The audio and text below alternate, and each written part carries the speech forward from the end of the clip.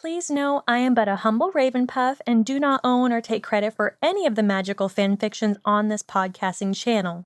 Nor do I own any rights or magical say on J.K. Rowling's Harry Potter characters that are mentioned within these stories.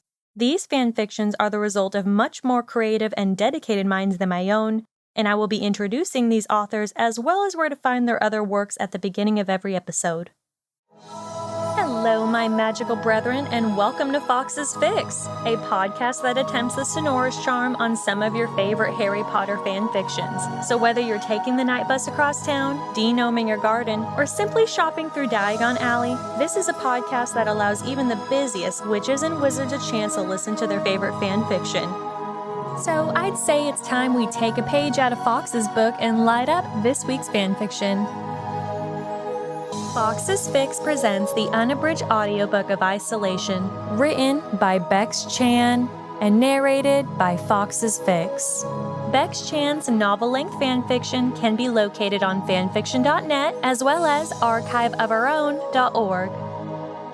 Warning: this fanfiction is rated mature for its explicit language, content, and themes. Chapter 18: Gifts.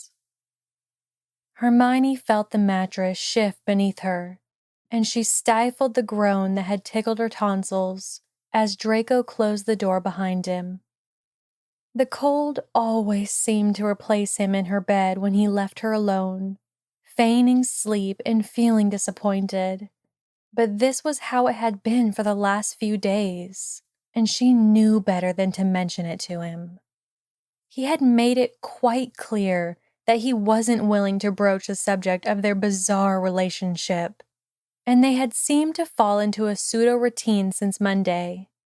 The mornings would always begin like this one, Draco abandoning her beneath their telltale sheets and silently sneaking back to his own room. Then she would prepare him some food for the day before heading off to the library or to McGonagall's office to continue their time-consuming mission to get everyone home safe for the holidays. Evenings would then provide them with burning expectations and awkward glances that she personally hated. Hermione knew this was simply a side effect as they adjusted to their situation, but they were both fiery characters, and she missed their witty arguments and heated debates. But she did have a feeling that they would be at each other's throats sooner or later, probably once her insecurities and nerves had faded a little, and Draco had finally accepted that he was attracted to a Muggle-born. When the evenings turned to night, she would slip away into her bedroom and leave her door unlocked so that he could join her later. Now, there had been a couple of nights when his pride had apparently smothered his interest in her, and he had returned to his own room. And that was okay, for Hermione felt her muscles needed time to recover. But she soon found herself wanting him there, just asleep next to her, and chase away the lonely nights. But he never did. Draco would come into her room, kiss her like a fate-fearing man, strip them bare and satisfy them both, always insistent to make sure she was sated, even though it seemed to take hours sometimes. She knew from Lavender and Padma's chats about sex that it was difficult for women to consistently find that blissful release. But Draco seemed determined to work on her receptive points until she trembled and moaned and left them both exhausted. But he never held her in the aftermath. He never offered any whisper of affection once they were finished. And he never stayed for more than a few hours. She would hear him leave, and her heart would ache for a moment before she finally reasoned with herself, and then the routine would start again.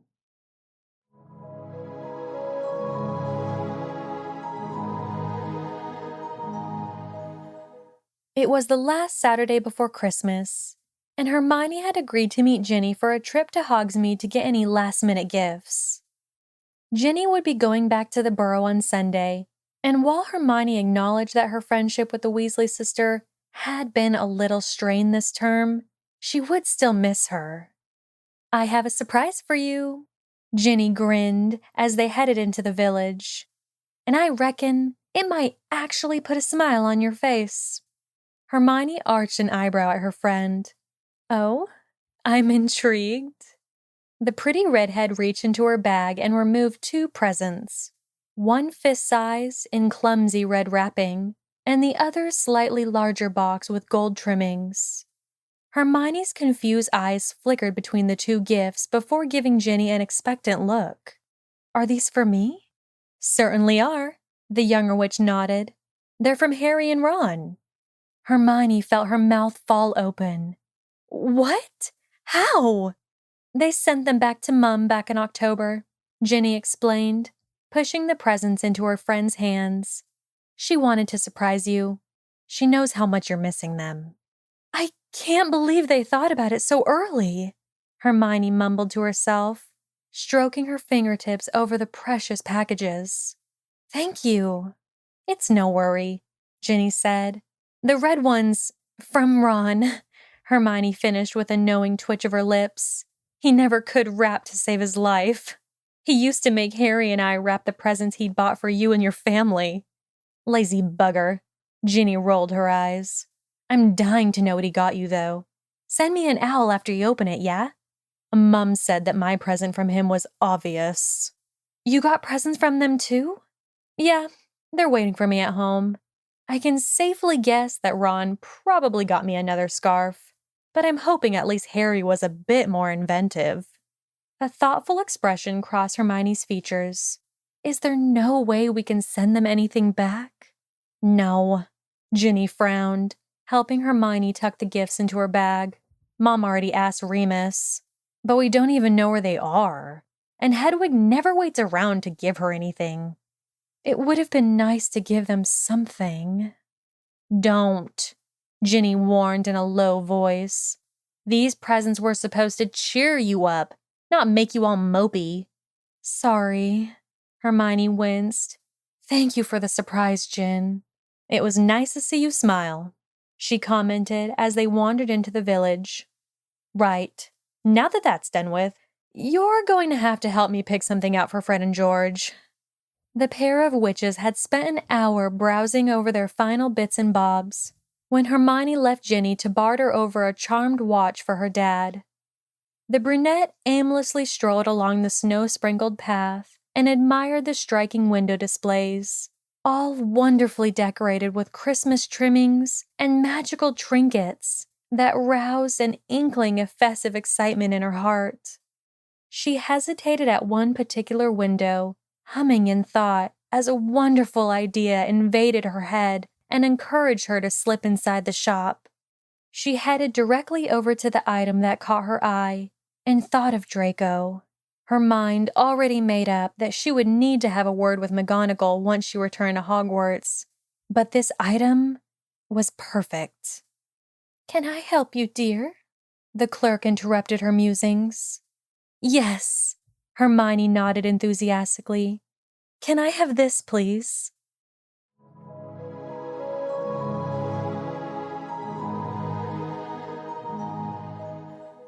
The headmistress eyed her companion skeptically. "Miss Granger, I know this is a lot to ask," Hermione hushed the older witch, "but it's Christmas, and I think he needs it." "I'm not sure I can just for an hour," Hermione pushed tenaciously. "Please, Professor, there's nobody here anyway, and I promise that he won't try anything. I think he knows now that we're just trying to help him." "You can't be certain of that, Hermione," McGonagall replied in that wise tone of hers. "What if he has no wand?" Hermione argued.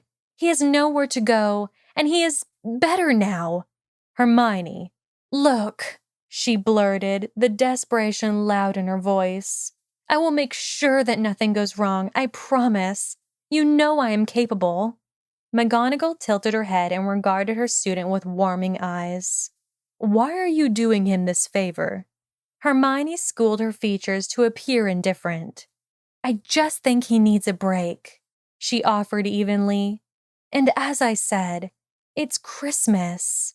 You know, a time for forgiving. The headmistress seemed to toss that statement around in her head a couple of times before she released a long and yielding breath. Very well. Oh, really? Hermione blinked with surprise. It's okay. I will probably regret this. McGonagall sighed, massaging her temple. But yes, I will make arrangements so it is possible. Oh, thank you so much, Professor. But you will take sole responsibility should anything happen, McGonagall warned strictly. You must ensure that Mr. Malfoy does not try anything foolhardy. Of course, and this is a one-off, McGonagall continued, rising from her seat. Make sure he knows that. I will. Hermione nodded eagerly, jumping up and nearing her mentor to embrace her in a grateful hug. Thank you, Professor. Minerva shifted awkwardly, but placed a comforting hand on her student's back and surrendered a small smile. Merry Christmas, Hermione.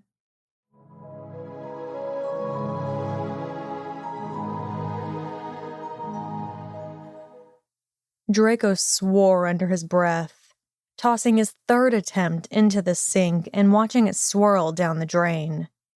He had a craving for coffee, but trying to imitate Granger's perfect cups of caffeinated goodness had proved unsuccessful and very frustrating. He had witnessed the witch make them countless times and had reasoned that it seemed simple enough, but evidently there was something missing, as he couldn't even get the color correct. He was just about to try again when she finally walked through the door, 2 hours later than she normally did, her cheeks rosy with winter blush and her hair tousled by the wind. She dropped her apparently heavy bags near the couch, and his stare lingered on her face, as it often seemed to do when she was oblivious to his presence. It was one of his many new and irritating habits that seemed to kick in since their lusty nights in her room had begun. But there was little point in resisting when he had already succumbed to his inappropriate desire to touch her. She must have heard the kettle starting its fourth boil, because her eyes shifted over to him, and he scowled at her when she gave one of her bags a none-too-sly nudge behind the sofa. There's something wrong with this fucking kettle, he told her, pointing at the offending object. What do you mean? I have tried, but it doesn't seem to taste like coffee, he explained, and the connotation that it actually didn't taste like the coffee she made hovered between them. I flicked the switch and did all the stuff that you normally do. Did you add milk? She asked, moving towards him. Of course. And 2 sugars? Yes. Well, did you actually put the coffee in? She questioned, smothering a grin when he simply tweaked an eyebrow at her. It's in the blue tin in the top cupboard. This is ridiculous, he growled. I shouldn't have to be degraded to doing such simple tasks the Muggle way. He was in the mood to rile her up today. Since they had begun killing nights together in Forbidden Bliss, she had become somewhat reserved and uncertain around him, and he hated it. If he had to select one reason he respected Granger, it would be her volatile temper, not unlike his own.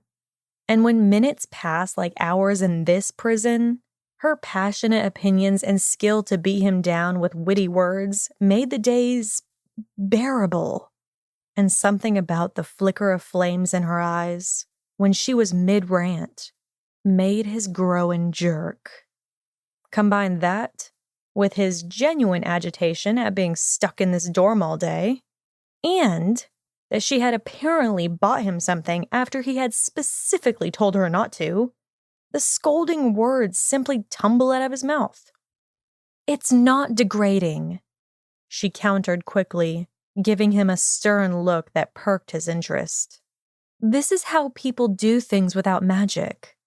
Well, it's a pain in my fucking neck, he spat. And just what the hell are you hiding behind that couch? Nothing. I told you I didn't want anything. I swear, Granger, you just insist on making this more difficult. I'm making this difficult, she repeated angrily. Godric, you are such a selfish prick. I said I didn't want anything from you. Well, tough luck, Hermione shouted, squaring her shoulders and shooting him a defiant glare. It's Christmas. Things are crap enough without you being a miserable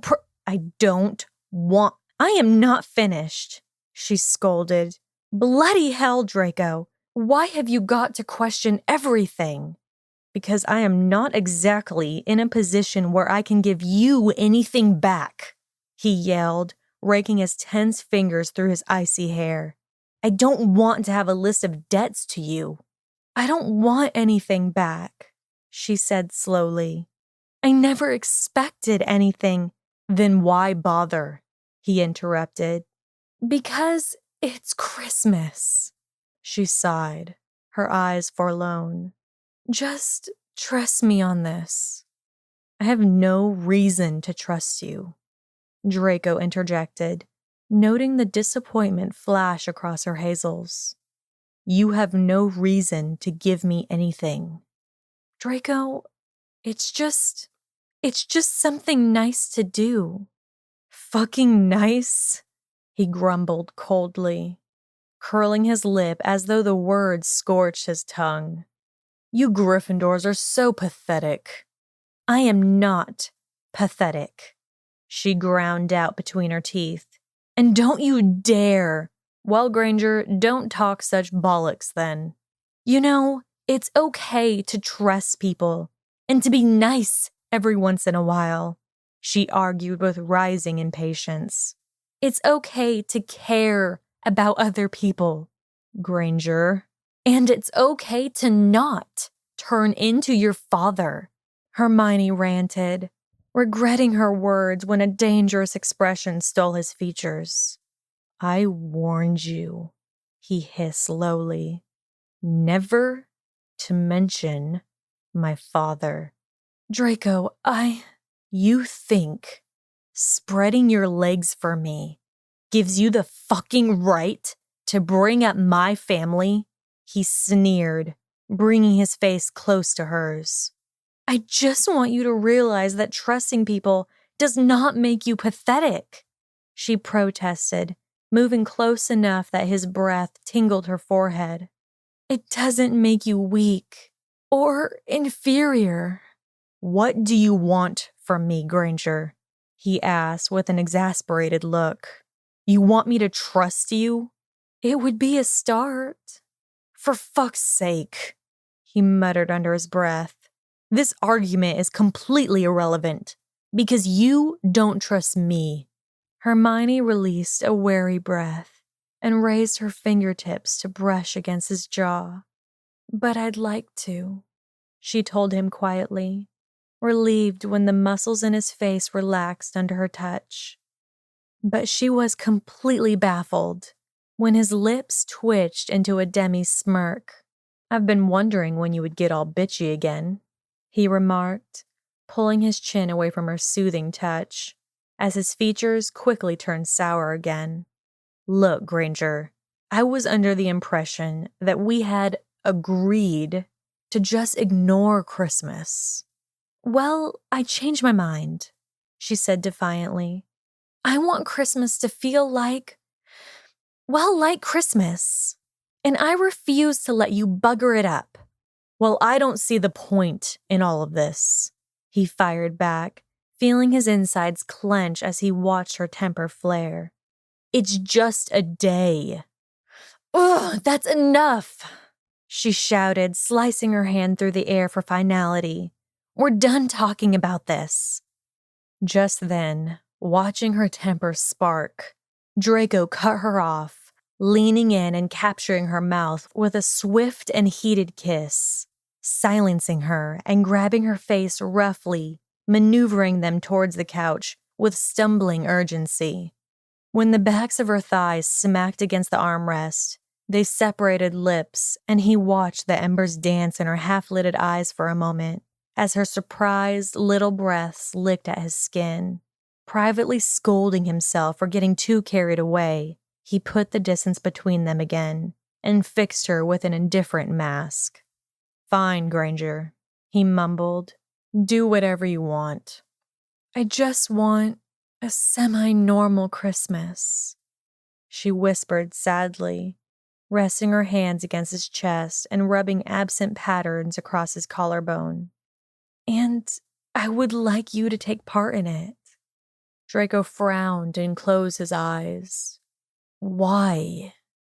Because I think you need it just as much as I do."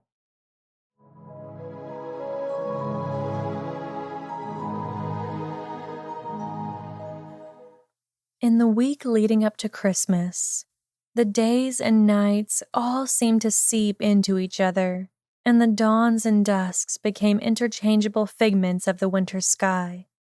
Hogwarts drowned in the silent solitude of it, playing host to the dozen inhabitants that had remained in the ancient castle for the holidays. The snow had fallen harder, and Hermione wandered the glittering grounds by herself in the empty hours, trying to find Luna, who had apparently stayed at school but was nowhere to be found. Hermione was roused awake by Draco's usual attempts to leave the room before the sun rays warmed her face, and it was only an hour later when she glimpsed her scribbled and crooked calendar that she realized it was Christmas Day. She allowed herself a personal smile before she left her bed and shrugged on her dressing gown, heading straight to the sitting area. She gave Draco's door a contemplative glance, but decided against disturbing him just yet. She had no specific plans for him until much later anyways. Things had been reasonably easy between them in the recent days. Their argumentative natures had come back into play, and some of the awkwardness had melted away as a result.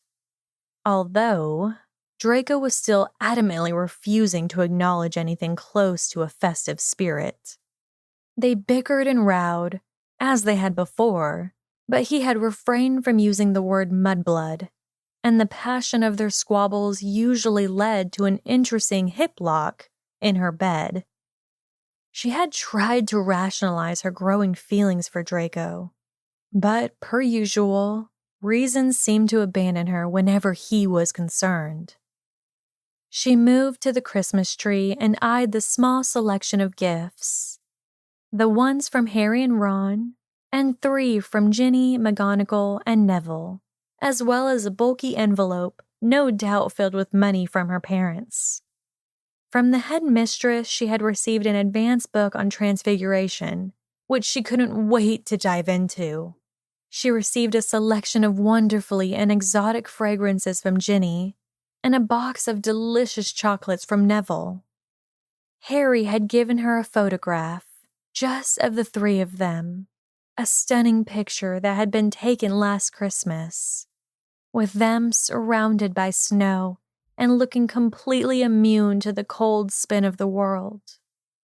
The photo was set in a charm frame with ivy and holly that sparkled and moved, and she adored it and reminded herself to place it right next to her bed.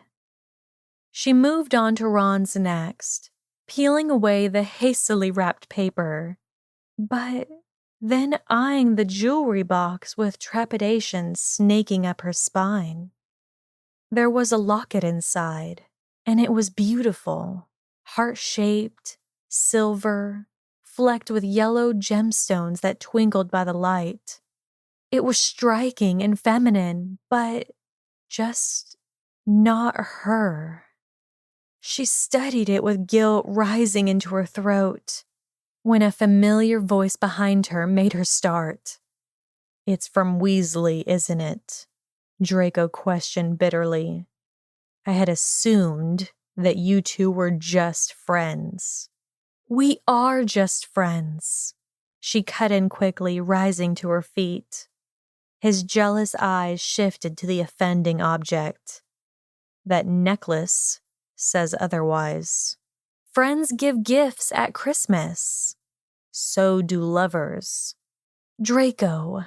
Look, Granger, he growled, taking a step towards her. I don't share. This is ridiculous, she scoffed, shouldering him out of the way and moving to the other side of the room. I'm not listening to this. Granger, where are you going?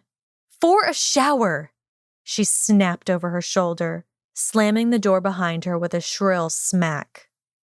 Draco snarled into the empty room and clenched his fist into his palms. What did she expect from him? He was hardly accustomed to their complex and unorthodox circumstances, and he was still struggling to absorb it all. He had been so certain that his interest in her would simmer after a couple rounds on the mattress. But almost every night, he continued to return to her bed.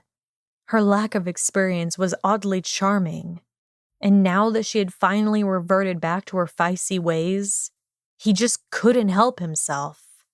She was his first sexual partner to whom he just seemed to click with. Something about their biology, or Merlin knew what, just worked. And it wasn't just the sex. Her kisses, her touch, her very presence made him react and shiver inside.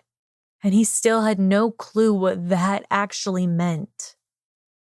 He heard the water drops from her shower pulse against the tiles, and something possessive ignited in his gut. Weasley had barely been an issue in their isolated dorm, merely an outside entity that was easily forgotten in here. But now, a part of that ginger tumor, that ugly, sodding locket, was in this room too, and subsequently in Granger's thoughts, and Draco despised it. Call it that male instinct to claim what was his, or something more profound, but his feet carried him to the bathroom door. He discarded items of his clothing, tossing his bed vest and pajama bottoms to the side, as he mused that another tryst with his witch under the shower head was long overdue. Just as he had before, he remained as quiet as possible, slipping into the shower behind her and studying her with reluctant admiration. Opportunities to observe her unexpected beauty were rare and short-lived, as her insecurities always made her shield her body from his eyes. But now, he inspected every inch of her, from her toffee-tinted curls, to the wave of her hips, even to the tips of her toes. But he had yet to discover a single flaw. If it weren't for her blood, then she'd be What are you doing in here, Draco? She shattered his thoughts, turning her head to peek at him from under the water gems tucked between her lashes. I also needed a shower, he lied casually, pressing his chest against her back and rubbing the shadows of his fingertips up her waist. She made a half-hearted attempt to brush away his hands. I'm still angry with you. You're always angry with me. Draco, have I ever given you the impression that I would just, with anyone? Fuck, he provided with a slight shrug. Shag, bone, tossle in the... Have sex with, she corrected with a blush. Do I honestly strike you as the kind of person who would just have sex with anyone? Or sleep with someone when I was in a relationship with someone else? Do I strike you as that type of person? He clicked his jaw. No, he admitted tensely, attempting to dampen her chagrin with tactical strokes of his hands. But you and the weasel have history. I have never quizzed you about your previous conquests. So why Pansy and Astoria? He waved off blankly. But your relationship with Weasley is different. That's enough, she sighed, slowly twisting to face him. I am sleeping with you, and that's it. I would never even consider having another lover, and I would hope that you would offer me the same level of respect, even if you weren't stuck in here with me. Draco said nothing, but lifted his hand to move aside some of the sodden strands that clung to her forehead, and leaned down to place an almost chaste kiss on her lips. It was soft and firm, the kind he had never dared to give her before. And as the first taste of passion began to mingle between their mouths, Hermione knew that kiss was different, and she felt her insides warm. Draco could still feel that possessive whisper at the back of his skull, and he needed to mark her in a way that Weasley hadn't. He slowly dragged his kisses down the column of her throat and received a dulcet sigh as he dipped to her chest. When he dropped to his knees and concentrated his hard pecs on her stomach, he felt her tense, and his instincts that she had never done this before were confirmed. Draco, she mumbled in a shaky voice. I've never... It's all right, Granger, he soothed in a steady voice. You will like this. But Trust me, Hermione, he said purposely, locking their eyes for a lingering moment. I will not hurt you. She predictably chewed her lip for some uncertain seconds before she gave him a nervous nod of assent and leaned her back against the tiled wall in a futile effort to relax. He carefully trailed his fingertips down her legs before he gently gave her knees a slight nudge apart. His breath teased her sensitive spot, and he heard Hermione choke on a whimper as a new and wonderful sensation simmered behind her navel. Consider this my Christmas gift, Draco mumbled before he pressed his tongue against her and relished in her moan. And you better believe it'll be far better than that tacky fucking locket.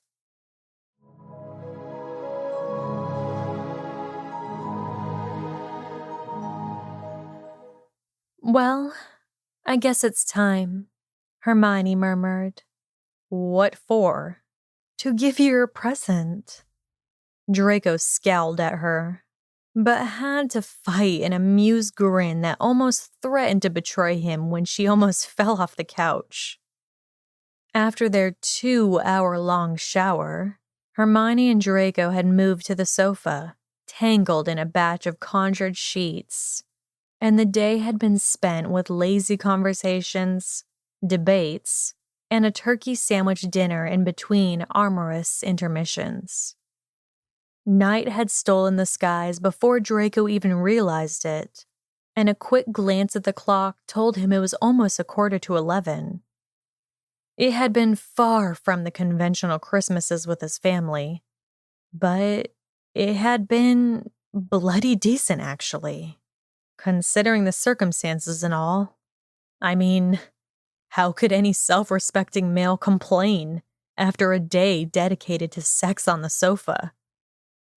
Draco turned and steadied Hermione as she clutched one of the sheets close to her chest, awkwardly moving towards the lone gift under the tree, which was wrapped in green paper and tied with a gold bow.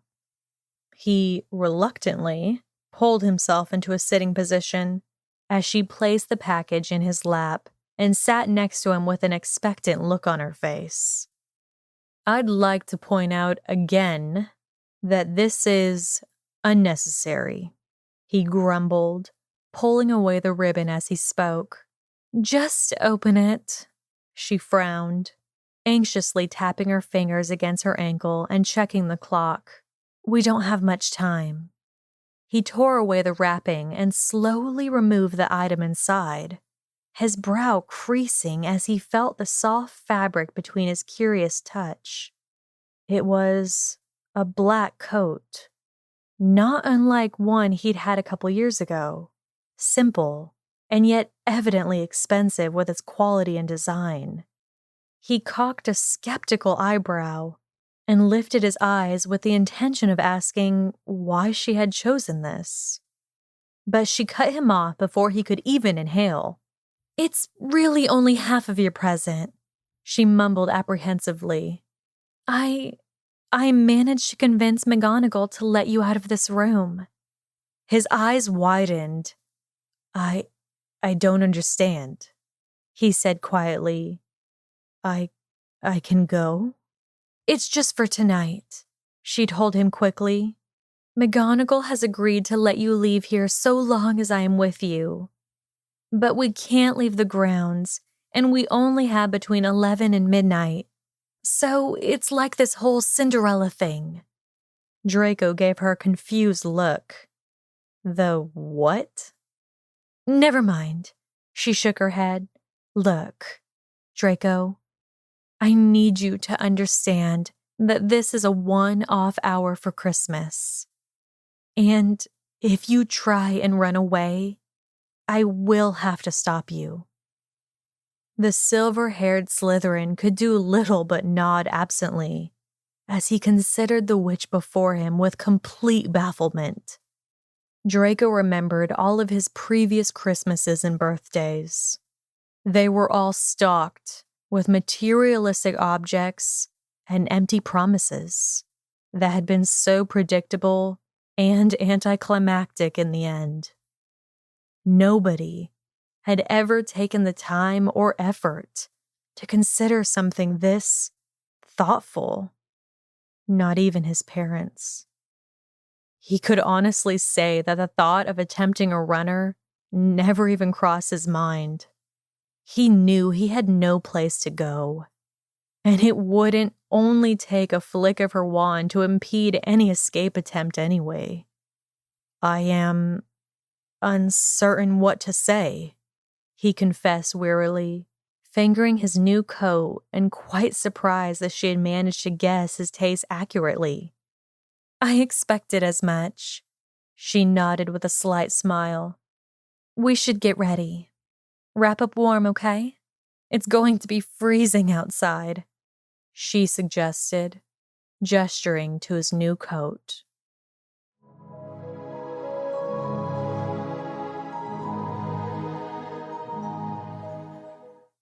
Hermione had led them down the quieter section of the castles with a dim lumos. But the halls were dead and abandoned, as McGonagall had assured her they would be. And when they finally reached the door to the outside, she watched as Draco soaked up the view from the snow-silky landscape that glowed by the hue of the almost full moon. Light and delicate snowflakes kissed his cheeks from the scattered clouds that were dissected by the moonbeams and steady breeze. As Draco walked outside, the crispy crunch beneath his feet roused reminiscent notions that he would have never normally appreciated. And as he absently followed Granger further away from the ancient school, he realized she was leading them towards the lake as they meandered between leafless trees. The cold air whipped around them and harassed the exposed skin on their faces as they trudged through the snow-snared grass, oblivious to the pair of friendly eyes watching them from the castle. They walked side by side in silence as Draco sucked in the cold, virgin air greedily and enjoyed it tickling the back of his throat. "It's colder than I thought it would be," Hermione commented next to him. "I'll cast a warming shield to—" "Don't," he hushed her in a blank tone. "I had forgotten what the wind feels like." Hermione frowned at his comment, but bobbled her head in understanding, keeping her lumos low enough to guide their way and hopefully just be mistaken for a glimmer of snow, should anyone glance out of the castle's windows. They reached a small frozen inlet of water, and they paused underneath the fragile skeleton of the weeping willow to eye the reflections of stars freckled across the lake's icy surface. "It's funny," Hermione muttered into the navy night. "I planned on getting you out of the castle meticulously, but I never actually thought about what we could do once we were outside." "Well, must you plan everything?" he questioned. "Not everything. There are a couple of things I've intended to do but never got around to." "Oh?" Draco lifted a corner of his brow. "Like what?" She tilted her head and contemplated his question, her eyes landing on the frozen lake before her. "Well, I always wanted to go ice skating." "You've never been ice skating?" he repeated, giving her a look of surprise.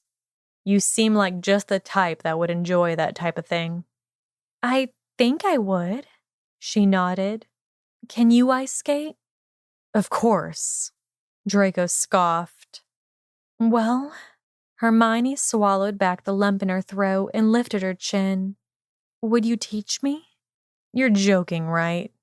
Draco responded, but the taunt melted in his mouth when he noted her pleading look.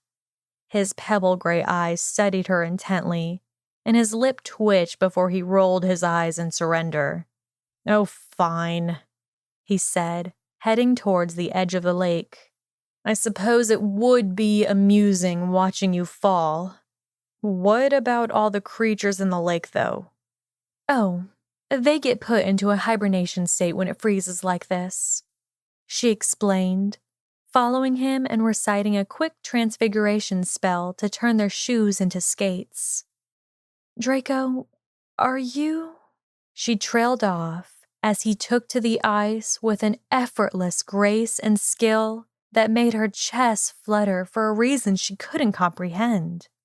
Feeling completely inadequate, she hesitantly placed one skate onto the ice and cringed at her odd and unbalanced feeling that stole her nerve.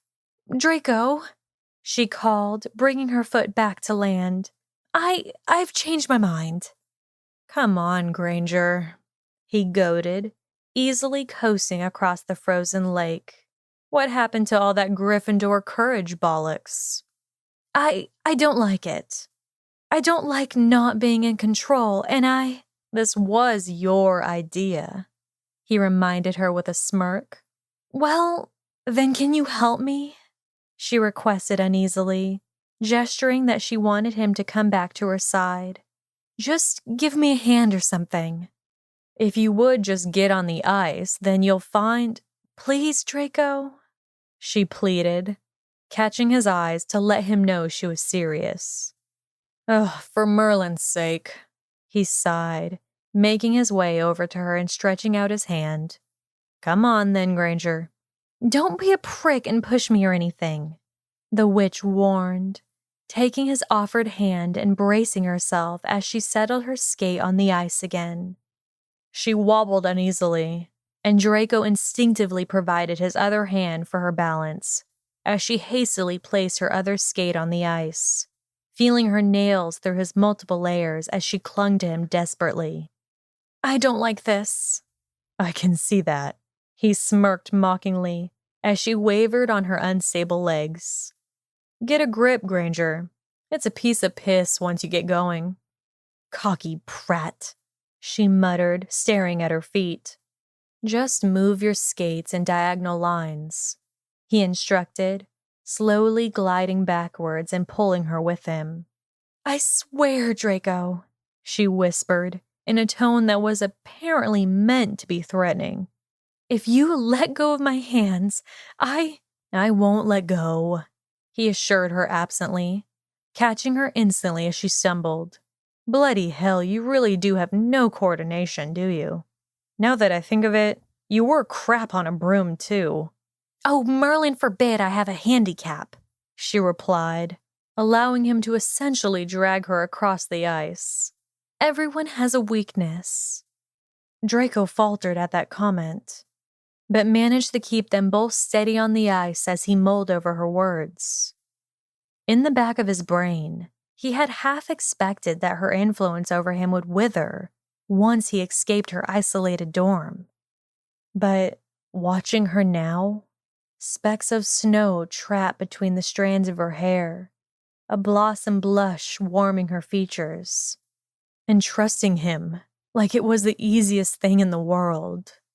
She was just as alluring out here as she was in their room. He'd expected to revert back to his old ways, to be swarmed by his previous opinions, to hate her as he should. But he now realized she had somehow become his weakness. "I think I've got it now," Hermione said, her voice rich with concentration. "Let go of one of my hands, just one." "Granger, forgive me," Draco blurted suddenly, halting them where they were and grasping her upper arms. His breather became labored as he watched the shock swirl her autumn-shaded eyes, and he resisted that ever-present urge to kiss her slightly parted lips as he waited for her response.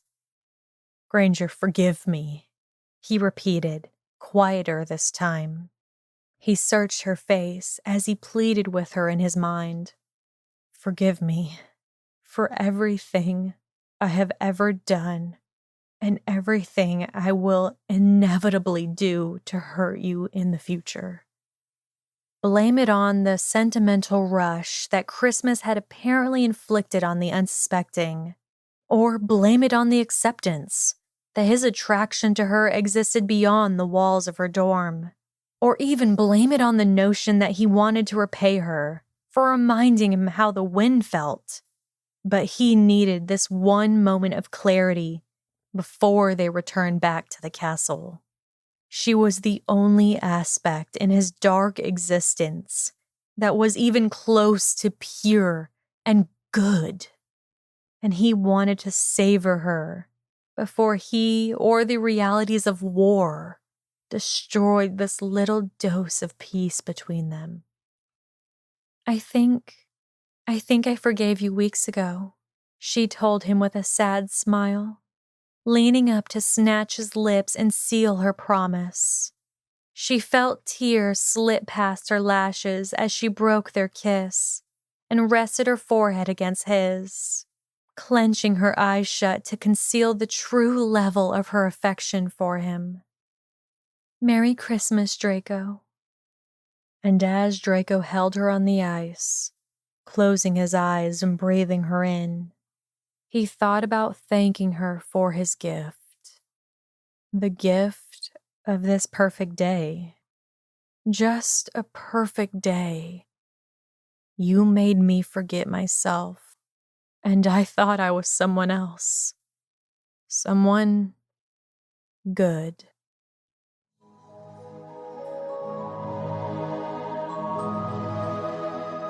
This has been an unabridged audio chapter of Isolation, written by Bex-Chan and narrated by Fawkes Fics. A special thank you goes out to Bex-Chan for allowing me the privilege to read her story. To recommend your favorite Harry Potter fanfiction for future audiobook episodes, please visit Fawkes Fics Facebook page and Instagram through the links located in our description below. You can also help support us with donations through our PayPal account to help produce and shape in our future narrated fanfictions. Thank you for listening. Please join us next time for a continuation of this magical fanfiction. See you then!